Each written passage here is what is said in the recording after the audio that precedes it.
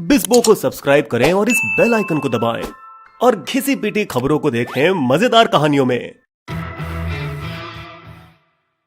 कहते हैं लोग कि हमारा देश योगी, सन्यासी, पीर बाबा और ज्योतिषों से भरा हुआ है। वो हिमालय के पर्वत में सुनसान जगहों में तपस्या करते हैं, तो कोई शहर के भीड़ भाड़ के बीच पीपल के झाड़ के नीचे। इतने सामान्य है ये महाशय कि पूर्व प्रधानमंत्री इंदिरा गांधी, नरसिम्हा राव और चंद्रशेखर सभी अपने व्यक्तिगत ज्योतिषी से सलाह लेते थे। बॉलीवुड अभिनेता भी इससे दूर नहीं रह पाए। याद है विनोद खन्ना का रजनीश उर्फ ओशो के साथ, या फिर आज के शाहिद कपूर का राधा स्वामी सत्संग ब्यास के बाबा जी से लगा, जिस पर रैन बैक्सी भाइयों ने भी अपने 2 अरब डॉलर की संपत्ति गंवा दी। तो हैरानी की बात क्या है, या इसे जुर्म क्यों माना जाए, जब नेशनल स्टॉक एक्सचेंज NSE की प्रमुख चित्रा रामकृष्ण एक सिद्ध पुरुष से मोहित हूँ। मैं उनसे आध्यात्मिक, व्यक्तिगत और पेशे से संबंधित सलाह लेती हूँ कि उन्होंने 3 वर्ष तक उसे प्रॉक्सी से एक्सचेंज चलाने की परमिशन दी। ये सिद्ध पुरुष आर्थिक रूप से इतना जानकार निकला कि एक्सचेंज के दैनिक कारोबार को बढ़ाने में उसका काफी कुछ हाथ था। इतना कि आखिरकार NSE ने 143 साल पुराने बॉम्बे स्टॉक एक्सचेंज को साए में डाल दिया। बोले तो उनको देश का वित्त मंत्री बनाना चाहिए ना भाई। खैर, मुश्किल ये है कि सिद्ध पुरुष जैसा कोई है ही नहीं, बस एक काल्पनिक शख्स जो हिमालय में नहीं बल्कि चित्रा के मन के भीतर कहीं बसा हुआ है। या ये भी हो सकता है कि सिद्ध पुरुष NSE का एक कर्मचारी हो, आनंद सुब्रमण्यम, जिन्होंने चित्रा की कंपनी के प्रबंध निर्देशक के रूप में कार्यभार संभालने के पहले दिन पर, जो संयोग से 2013 का अप्रैल फूल्स दिवस भी था। सुब्रमण्यम उस वक्त एक मध्यम स्तर का कर्मचारी था, जिसकी सालाना आय कुल 15 लाख रुपए थी, जिसे चित्रा ने रखा बिना किसी उचित प्रक्रिया की। उसे काबिलियत और तनख्वाह से कई ऊपर 1.68 करोड़ रुपए सालाना, उसके पिछले वेतन से 11 गुना और अधिक। देने वाला जब भी देता छप्पड़ फाड़ के, जो जल्द ही बढ़कर 4.2 करोड़ हो गई। उसे समूह संचालन अधिकारी बना दिया गया। चित्रा के ठीक बगल में कैबिन मिला उसे। उसी सांस के ऊपर आरोप लगाया गया कि वो लायक नहीं और न ही इस नौकरी के काबिल है। तो सच क्या है, इसे समझना इतना आसान नहीं, क्योंकि ये कहानी भरी है धुएं और दर्पण से, या यूं कहें चिल्लम और धोखे से। चिलम चिलम तेरे लाखों विलम। तो चलिए आज हम कुछ और खोज करेंगे टिकट टेप में, वो स्टॉक मार्केट प्लेटफॉर्म जिसके बारे में हमने कुछ वीडियो पहले बताया था। यूक्रेन का युद्ध स्थगित होता जा रहा है और निफ्टी अपने खोए हुए स्तर की तलाश में है, लेकिन मार्केट में अभी भी पूरी तरह से स्थिरता नहीं होने के कारण शायद IT स्टॉक में निवेश करना सुरक्षित होगा। दोनों के चार्ट से साफ जाहिर है कि प्रौद्योगिकी क्षेत्र निफ्टी और अच्छा प्रदर्शन कर रहा है। वही नहीं, अगर गणना की जाए तो 2 गुना बेहतर है। नीचे आप देखें तो लिखा है कि ये कम जोखिम क्षेत्र है। तो चलिए देखें ETF के कौन से उपाय हैं हमारे पास। अगर जानना चाहते हैं कि ETF क्या है तो यहाँ लिखा है एक छोटा सा विवरण। यहाँ वो 6 ETF उपाय हैं, लेकिन उसमें से सिर्फ 3 व्यापार योग्य हैं। चलिए इसके बारे में और जानकारी लेते हैं। 1 महीने में बेमिसाल बढ़ोतरी और सालाना बढ़ोतरी भी बढ़िया है। आप अपने खुद के ब्रोकर अकाउंट से इसमें यही निवेश कर सकते हैं। इस तरह पूरा टिकट टेप आप एक्सप्लोर कर सकते हो और 3 महीने फ्री में आपको प्रो अकाउंट दिया जाता है, जब आप डिस्क्रिप्शन में दिए लिंक पर क्लिक करके साइन इन करते हो। लौटते हैं फिर कहानी पर, जो शुरू होती है 1992 में, जब चित्रा रामकृष्ण को खास चुना IDBI के जाने माने SS नाणकर्णी ने, जब उन्होंने NSE की स्थापना करने के लिए टीम बनाई। इसकी जरूरत पड़ी 1992 के हर्षद मेहता घोटाले के बाद, जिसने बॉम्बे स्टॉक एक्सचेंज को बड़ा बदनाम किया। घोटाले की गूंज ऊपर तक पहुंची। स्टॉक एक्सचेंज के व्यापार में टेक्नोलॉजी द्वारा पारदर्शिता लाने की जरूरत है। उस वक्त अलग अलग शहर का अपना खुद का अलग स्टॉक एक्सचेंज हुआ करता था। सभी DSE की तरह गड्ढे में उतरकर जोरों से चिल्लाकर व्यापार करते थे, जिसमें कार्टेलाइजेशन और हेराफेरी की गुंजाइश थी। इसे ही तोड़ने के लिए NSE ने 1994 में एक पारदर्शी स्क्रीन आधारित व्यापार प्रणाली की स्थापना की।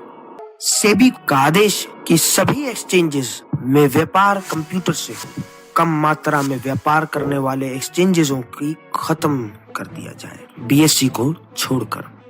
जब तक चित्रा ने पदभार संभाला तब तक एनएसई बीएसई का एकमात्र प्रतियोगी हुआ करता था। हमेशा कांजीवरम साड़ी पहने वो कई बार दलालों से मिलकर उनका हाल सुधारना चाहती थी। जल्द ही वे उसकी आश्वासन पूर्णता और संतुलित दिमाग पर भरोसा करने लगी। उसकी योग्यता की प्रशंसा हुई, उसकी रहनुमाई पर दाद दी गई, बाजारों की रानी कहलाने लगी। सुन मेरी रानी रानी। मीडिया ने नई रानी की सराहना की। फोर्ब्स ने उन्हें 2013 में वर्ष की महिला नेता नामित किया। फॉर्च्यून इंडिया ने उन्हें भारत की प्रतिभूति बाजार में सबसे शक्तिशाली महिला कहा। बिजनेस टुडे ने उन्हें अपने सबसे शक्तिशाली व्यवसायी महिलाओं की सूची में जगह दी। लेकिन एकांत पसंद करने वाली चित्रा कर्नाटक संगीत में मगन थी। अपने पति के साथ मुंबई के उपनगर चेंबूर में चमक धमक से कई दूर रहती थी। 2015 तक जब सब कुछ ठीक चल रहा था, केन फोंग ने सेबी को एक पत्र लिखा जिसमें नियामक को कोलोकेशन घोटाले के बारे में चेतावनी दी। एनएसई बड़े दलालों को अपने सर्वर कानूनी रूप से एक्सचेंजेस के प्रेशर में रखना, कोलोकेशन और अपने मुख्य सर्वर से जोड़ने की अनुमति देता था, एक अंतरराष्ट्रीय प्रैक्टिस के तहत। लेकिन एनएसई के पास एक बड़ा बैकअप सर्वर भी था जो अब काम आया जब उच्च ट्रेडिंग वॉल्यूम से मुख्य सर्वर धीमा पड़ गया। घोटाला तब हुआ जब कुछ दलालों ने सिर्फ तेज बैकअप सर्वरों पर पकड़ बनाई, जिससे उन्हें व्यापार के लिए मिली सेकेंड लंबी शुरुआत मिल सके। और मिली सेकेंड उच्च वित्तीय व्यापार में भाग्य बदल दे सकता है। जैसे यूएस $100 बिल के चेहरा बेंजामिन फ्रैंकलिन ने एक बार कहा भी था, टाइम इज मनी। लेकिन एसबीआई ने कुछ नहीं किया जब तक अगले साल केन फोंग ने दूसरा पत्र नहीं भेजा, जिसमें सुब्रमण्यम की नियुक्ति पर सवाल उठाए गए और मामले की जांच की गई। एसबीआई ने कैमरे में मनोचिकित्सकों की एक टीम के देखरेख में प्रसिद्ध एजीबी पार्टनर्स की कानूनी टीम को चित्रा से पूछताछ करवाया। जब उन्होंने बताया कैसे वो 20 साल पहले गंगा नदी के तट पर योगी से मिली, लेकिन अब तक उसका नाम नहीं जानती थी, और ऐसा व्यवहार जताया कि वह उसका नाम जानना चाहती भी न। आध्यात्मिक शक्तियों को भौतिक निर्देशांक की आवश्यकता नहीं होती। एजीबी रिपोर्ट के मुताबिक आनंद सुब्रमण्यम ही हिमालयी योगी थे जिसने चित्रा को इतने सारे ईमेल भेजे। लेकिन वो ये नहीं तय कर पाए कि चित्रा को सुब्रमण्यम ने धोखा दिया या उसे कोई मानसिक बीमारी थी। इसके बावजूद एसबीआई ने एक सर्कुलर में योगी को आनंद नहीं बल्कि कोई अज्ञात व्यक्ति बताया, वो भी 240 बार। 2019 में एसबीआई ने जांच तमाम करके ये नतीजे पर पहुंची कि न तो कोई धोखाधड़ी और न ही कोई अनुचित व्यापार हुआ है, बस मन लगा के काम नहीं किया गया। लेकिन फिर भी उच्चतम मानकों का पालन न करने के लिए उन पर 3 करोड़ रुपए का जुर्माना लगाया गया। लेकिन जो बात सब जानना चाहते थे वो ये है कि चित्रा और वो रहस्यमय योगी के बीच संबंध था क्या, और ईमेल से क्या क्या बातचीत हुई। कुछ एनएसई की गोपनीय और आंतरिक कार्य प्रणाली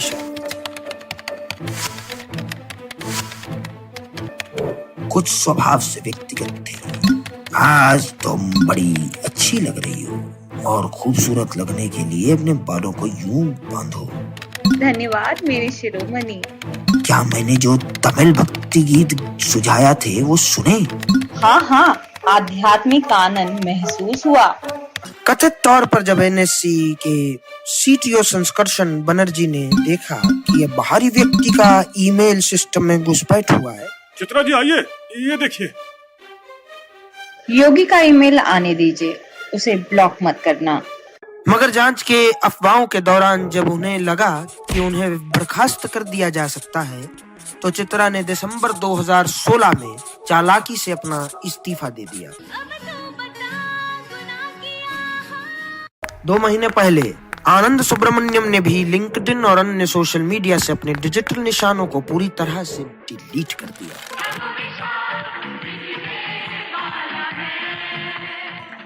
मामला 4 साल 2013 से 2017 तक सोता हुआ रहा, जब तक दिल्ली की उच्च न्यायालय अगस्त 2017 में पत्रकार शांतनु गुहा रे के जनहित याचिका पर आधारित सीबीआई को जगाया गया। आयकर और सीबीआई की टीमें कूद पड़ी।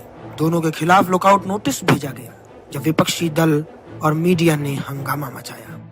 लेकिन इससे पहले कि सीबीआई आनंद सुब्रमण्यम को पकड़ पाती, उसने लैपटॉप पहले ही नष्ट कर दिया, जिसके जरिए चित्रा, योगी और उनके बीच कोई ईमेल ही नहीं। हालांकि वे फिर भी ENY की पिछली रिपोर्ट से कुछ हासिल करने में सफल रहे, जिसके बाद ये पता चला कि 2 ईमेल पर जियो टैग मिले, जिससे साफ साबित हुआ कि योगी और आनंद के पते एक ही थे। सीबीआई द्वारा 4 अलग मौकों पर पूछताछ करने पर भी पता चला कि चित्रा मामले में टाल मटोल करती ही रही। योगी, उन्होंने मुझे आनंद का वेतन पैकेज बढ़ाने के लिए कहा। अदालत ने भी उसकी कहानी नहीं मानी, बल्कि यह माना कि ये एक बनी बनाई कहानी थी। संभव है कि उन्होंने को-लोकेशन मामले में से ध्यान भटकाने के लिए एक व्यक्तित्व बनाया हो। विदेशी निवेशकों के जनवरी में गैर सूचीबद्ध NSE स्टॉक को कौड़े के दाम बेचा गया, 2000 रुपए प्रति शेयर से नीचे, जब कुछ महीने पहले ये 3000 से अधिक पर चल रहा था। SEBI डैमेज कंट्रोल पर उतरे। एक व्यक्ति के कारण किसी संस्था के प्रतिष्ठा को नुकसान नहीं हो सकता, पर जो कभी NSE का गहना मानी जाती थी, वह अब सलाखों के पीछे है, एक आम अपराधी की तरह। You will also find these sources listed in the video description section.